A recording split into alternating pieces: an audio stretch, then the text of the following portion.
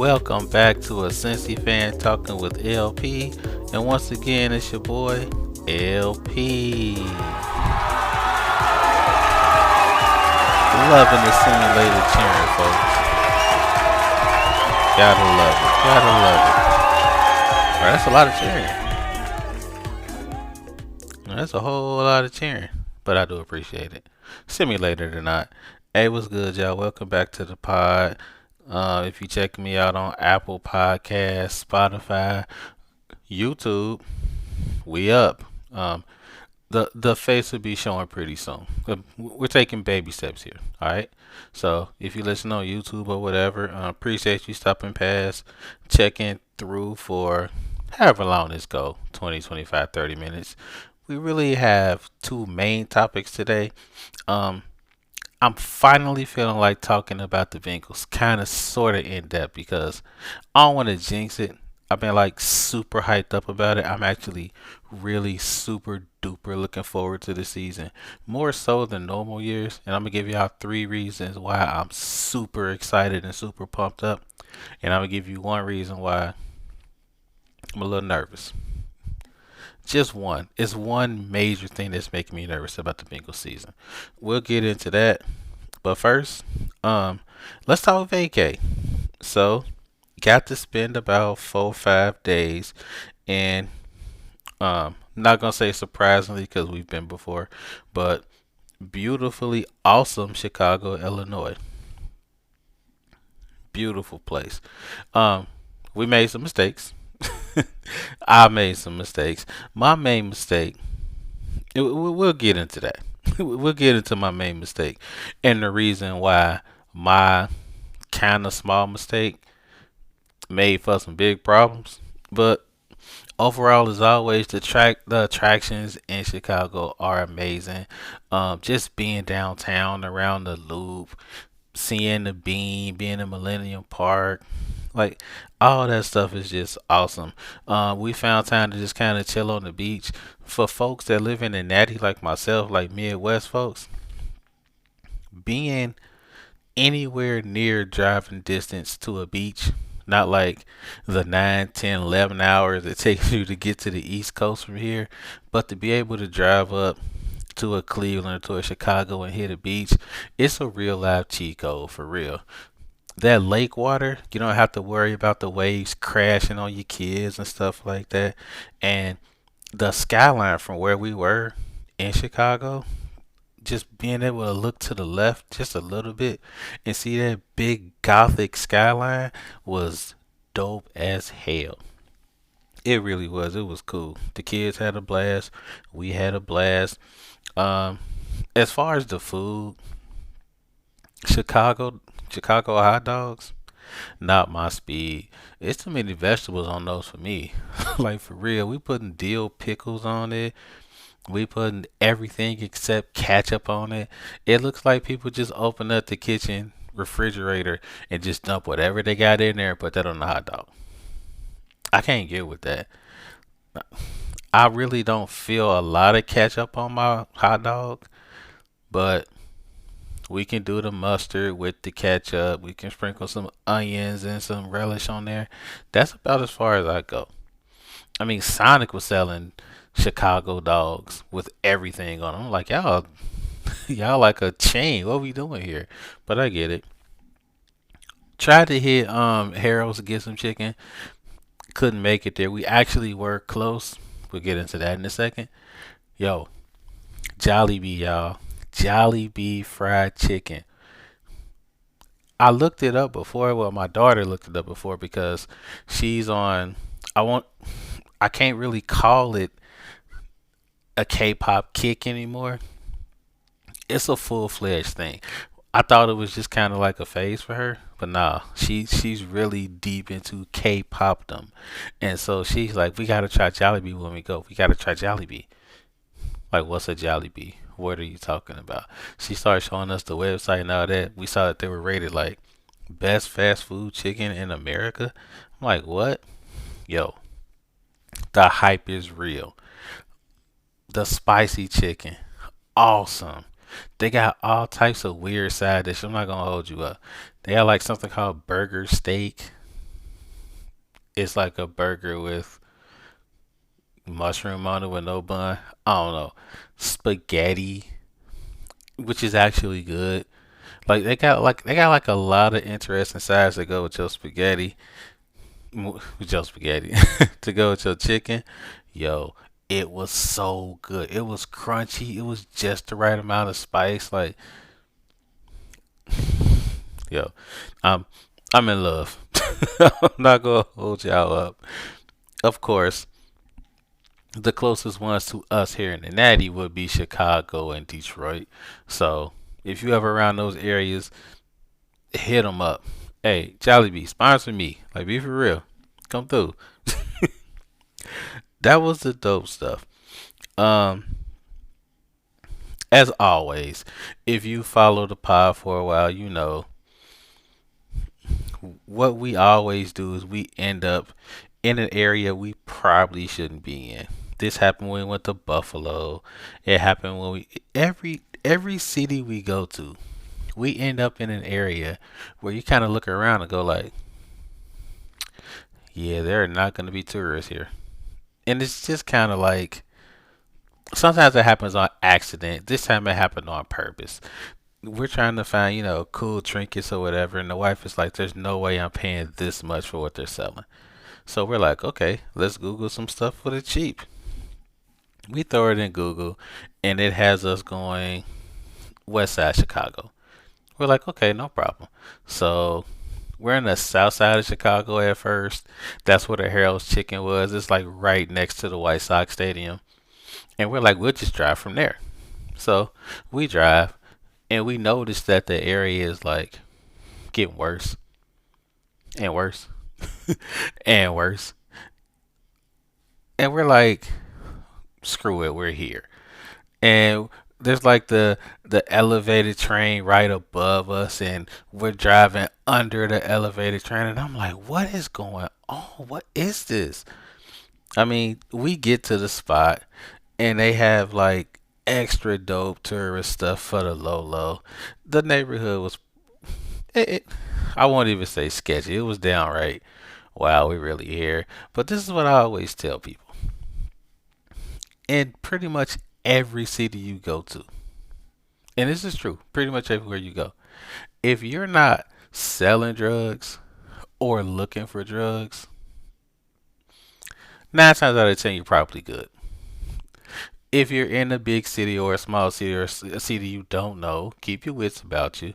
Make sure you're looking around. Don't come through like, I'm from so and so. I'm the hard. No, do your business, do what you got to do. Most people are just they're just going about their day to day. They're not really worried about you. And that's kind of our credo when we go anywhere. We're minding our business, staying aware, but we ain't here to hurt nobody. We just shopping. And all is well. I mean, you hear a lot of stuff about Chicago, and people go like, "Well, I can't get out of the car, I'll get shot." So. I mean, a lot of politicians hype that stuff up, and just to kind of do what they need to do. Don't get it twisted. There are some very dangerous spots wherever you go. That's not fake, but it's not like as soon as you cross the line into Chicago proper, you're ducking bullets. That that's not cool to play any city out like that, especially a city as cool as Chicago. So overall, it was a pretty dope trip. I will say this: the traffic is horrible. My Cincinnati residents, to give you a gauge of how horrible the traffic is in Chicago, here's what you do: pretend like you're crossing the Brent Spence Bridge going south. No, no, no, going north, coming into the city. Pretend like you're doing that, and then pretend like the Brent Spence Bridge, instead of it being like maybe a mile, maybe 2 miles, mile and a half or whatever, pretend like it's 25 miles. That's how bad the traffic was. Like, imagine crossing the Brent Spence in rush hour traffic 12 times. It was crazy. Like I would punch it up in Google just to see, what the traffic looked like, and it's like a big spaghetti string of yellow and red just pop up on your phone. It was awful. And it's like it didn't matter when you tried to go anywhere. Like traffic was bad from when you woke up to when you went to sleep. You just live with it. I'm like, y'all live like this every day? Like it got to the point where when we wanted to travel somewhere, we just went to the gas station first and loaded up on snacks because we knew we'd be sitting on traffic, in traffic. My dumb ass. Here's what I do. I can't find a hotel, suitable for our family size or whatever. We need rooms in one room. We need bedrooms in a room. So, in order to get that, I stay way out in Naperville. If you listen closely, you can hear people from Chicago laughing. You listen close. That's people from Chicago laughing, going like, "Dude, why are you complaining about traffic?" And you decided to say in Naperville.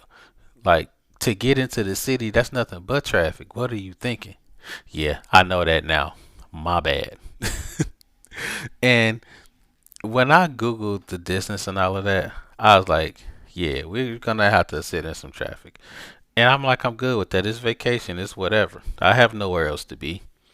But goodness gracious, the brutal stop and go gridlock. Like it was brutal. And it just got to the point where I look at the GPS time to when we're going to maybe, I don't know, the beach or Millennium Park.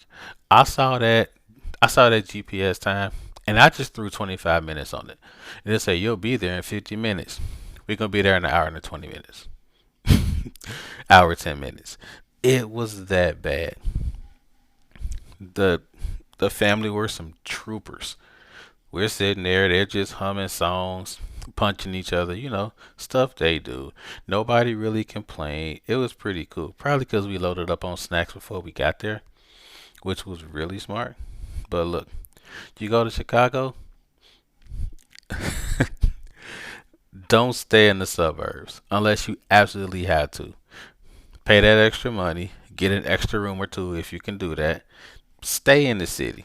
It makes no sense to stay in the suburbs unless you A, need a lot of space, or B, you just want to spend a little less money. So, all of that was cool. If I got to give the trip a grade, I would say a solid B plus. The traffic was awful. But other than that, everything else was great. I say B plus. Now, if we would have stretched our stay out one more day, it would have went from a B plus to a C plus. Now, the day before we left, we're sitting on the beach, chilling, kicking it, splashing in the water, having a good old time. And the wife was like, "Does it look a little hazy out here?" I'm like, "Nah, not really." She's like, "It looks a little smoky out here." And we listened to some other people talking, and they're like, "Yeah, what she said, yeah, it look a little hazy out here." I didn't really pay much attention to it. I'm like, maybe y'all tripping. The next day, we're driving home, and we're on like 57 or something like that, and we're driving through, and we're like, "Dude, it's a little smoky out here." Like, yeah, it's a little smoky. So we make our voyage home. We get home, and we happen to get home just in time to see like the 5:30 news or something like that. And all they're talking about is the smoke that was in Chicago. And we were like, "Whoa, that's what we were seeing." Cause we didn't really check out too many newscasts. We heard people talking about it, but we're like, "Yeah, it was really hazy in the downtown area. Like it was foggy, almost." And that's what it was. We thought it was there the day before, but then we really saw it. Like we literally packed up and rolled out the day before that wild smoke rolled in. Like that really happened. Like as far as timing goes, you can't beat that timing. I'm patting myself on the back because the timing was awesome. Hey, if you haven't been, go. It's a good time. And speaking of timing, let's jump into this Bengal stuff. Let's get into it because I know a lot of people are like, I'm like, four of y'all are like, hey, check it out. Let's hear about the Bengals because there's not really a lot of content out right now about any team for real, unless we're just making up stuff. Real talk. But check it out. I'm excited about the Bengals season. I really am. There's three reasons why. Reason one, thank you NFL. Finally, the schedule is begging for a hot start. Now you know in the Natty, what happens is the Bengals start off 2-4, 3-5, 2-5, 3-6, and then it's that long uphill climb just to get to 6-6. And you ball like that, and you drop a game or two you shouldn't, and it's over with. But after dealing with that in recent years, this slate just give you room to breathe. Like check it out. You against Tampa Bay at home. You got Carolina, you got Tennessee, you got Jacksonville. You have the entire NFC South. No shade, but if you have to play a division, you want to play the NFC South. And no shade, I'm just saying. Now this is according to the NFL strength of schedule. According to them, the Bengals have the third easiest schedule in the league.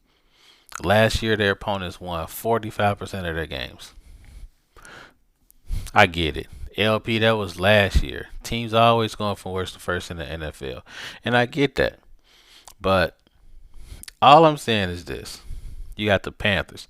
You got the Titans. You got the Saints. You got the Jaguars. You got the Falcons. You got the Commanders. Most of these teams, most of them, were bottom tier or rebuilding. I mean, I feel like the Commanders would be better than what they were last year. I feel like the Jaguars would be better than they were last year. I think people gassing up the Saints. I just don't see it. I really don't. I think people gassing up the Falcons. I just don't see it. I just don't. Like, you look at the math. You got the third easiest schedule in the NFL, and you got six or maybe seven. Please don't. Why did I just do the 6-7 thing with my hands when I hate teaching these kids. But when you have those numbers of games against teams that'll probably be picking in the top half of the draft, you really don't have an excuse to start off 4-2, 5-2. I'll take 5-3. I don't want 5-3.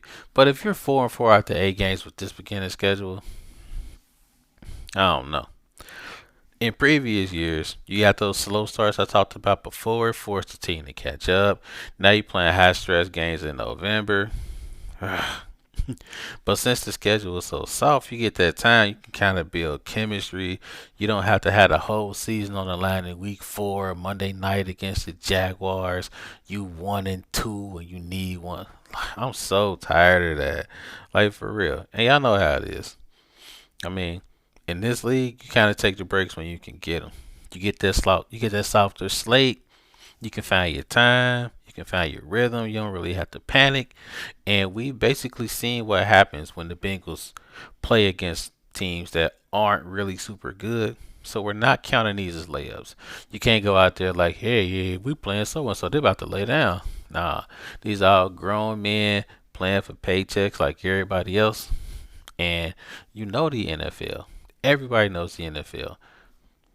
You go to sleep 1 week, that's an L. It don't matter who it is. And we've seen it happen to the Bengals a lot. So I'm hoping that the Bengals use this early schedule, stack those wins. That way, if you drop 1 or 2, you're what? 7-4. You're not really hurting yourself. This kind of brings me into number 2. Because in order to capitalize on this week's schedule, you can't give up 34 points every single game. You can't. And finally, the Bengals front office realized, let's help the offense. And we're talking total overhaul. If you missed it, I don't know how, but if you missed it, the Bengals traded their pick in the first round in this year's draft and said, forget it. We're fixing our defense right now. We're not waiting. Picked up Dexter Lawrence. defensive lineman from the Giants. Now, this hyped me up so much because I remember when the Bengals were consistently good and going to the playoffs every year, losing. I get that, but still going to the playoffs every year. And when they were going every single year, you had space eaters in that defensive line that could kind of command those double teams and whatnot, and they could get those linebackers free to do work. You had your Geno Atkins, you had your Domata Pecco doing business inside. That's what made the defense good. Getting back to that, I absolutely love it. Dexter Lawrence will make everybody's job so much easier. Then you added guys like Boy Mafe, I hope I said that right, Brian Cook, Cal Duggar, Jonathan Allen, so you can fix up all of those levels of the defense. I don't know if we need a linebacker or not. It would be nice to get a veteran in there to help out the young boys. But last season, the Bengals gave up almost 30 points a game, 28.9 points a game. They gave up 382 yards per game and barely got any sacks. So imagine being on offense and feeling like you had to score 35 points every game. That's impossible to do every game. I love Joe Burrow and the boys. I do. But they're gonna have off nights. They just are. They may have a game where they only score 17. They only score 20. They only score 16. And you can't be expected to put up 32 every single game because the defense are gonna give up everything you put up. You can't live like that. And finally the Bengals understood that. Now, here's the best part. We're not asking this defense to be the 85 Bears or the 99 2000 Ravens or something like that. We don't really need that. Just get to the middle. Instead of giving up 30 points a game, give up 20.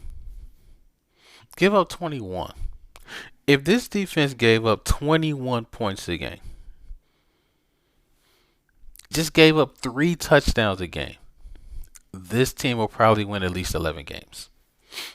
Now, I would prefer something in the range of like 14 to 15, but come on. I'm not expecting this defense to go from giving up 29 points to giving up 12, 13 points.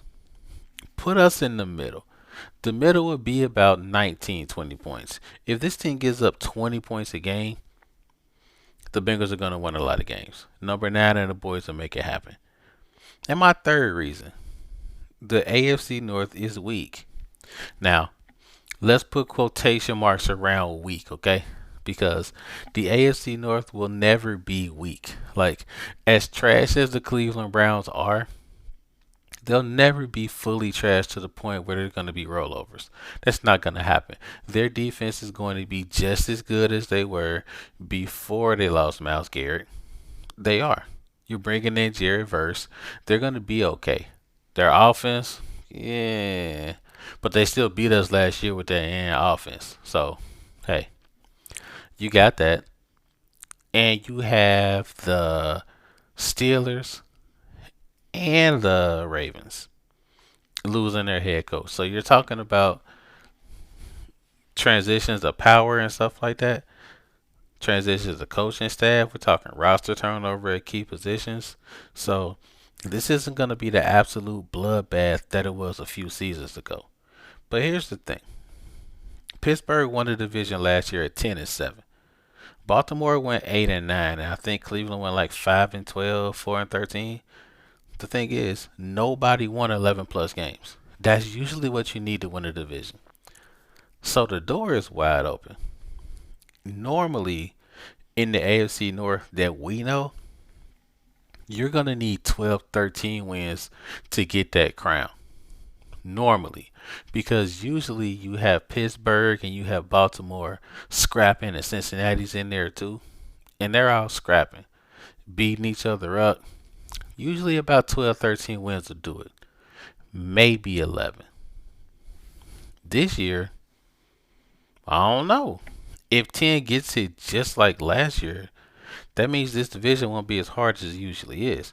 That means the division is right there for the taking, which is good for the Bengals because the Bengals are the one team in the division that's stable. You can say it's a bad thing. I think it's a great thing. So, with the defensive overhaul, the weak schedule, and an opportunity to use the stability of the team to catapult all those teams in the North, I feel like this is going to be a great year for the Bengals. Now, can't leave it there though, because there's one big concern that that's making me like it's not letting me go all in and just say Bengals, Bengals, Bengals to the Super Bowl because that's what I want to do. But we can talk all this stuff about the schedule. We can fix the roster. We can do all that. But we talking football here. And the thing about football is it's physical. It's tough. And with all that comes injuries. And there's nothing you can do about injuries. They happen.